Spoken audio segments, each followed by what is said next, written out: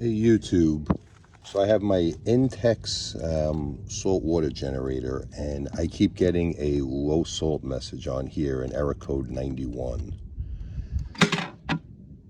In order to fix this, what you need to do is, what winds up happening is you wind up getting buildup of salt and calcium on, I'm going to flip this.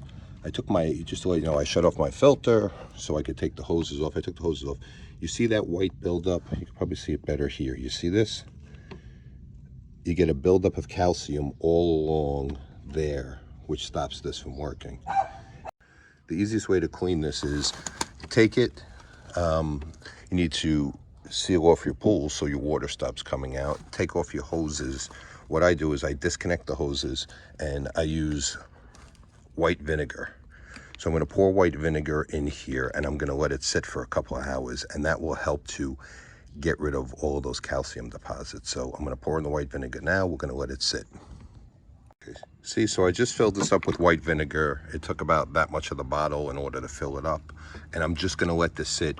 You can take out, disconnect and take these out, and I guess you could do it the other way where you actually take the parts and soak them, but I believe this serves the same purpose, so this is the way I like to do it.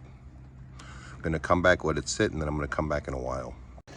Okay, YouTube, I want to show you something. So I had this soaking in vinegar, white vinegar, for a few hours.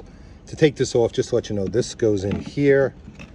There's a plug in here. You take the plug off, you take this off, and this slides out. You see these deposits, though? That's the stuff we got to get out, the salt deposits. It's getting rid of them all. So that's why you want to leave it soaked. See, on this side, you want to get rid of all those salt deposits. That's what causes this issue. So we're going to finish it. I'm going to soak it a little bit more out of here, and then we should turn it back on. Okay, so after soaking this again, trying to see if you can see in there, look at how the salt deposits have basically are now gone. So what I'm going to do is I'm going to reverse the process of putting this back in. I'm going to turn it back on and we're going to give it a shot. Okay, YouTube, I put my filter back on. You can see, I'm sure you could hear it, but you could probably see the bubbles running through there, through the cylinder. I want to show you here. This is back to a working status now. So unlike before where I had a low salt alarm, the low salt alarm is gone. So a lot of times a low salt alarm doesn't really mean low salt. So obviously if that happens, you want to check your water level. You want to check, make sure you do have enough salt in the pool, but assuming you do, then it's very possible that you have all of that crud on your cell, which is causing your issue.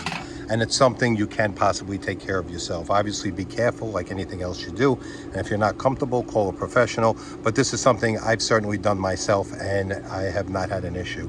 Anyway, if you like this video, check out some of my other videos. Give me a thumbs up. Subscribe to my channel. Have a great day.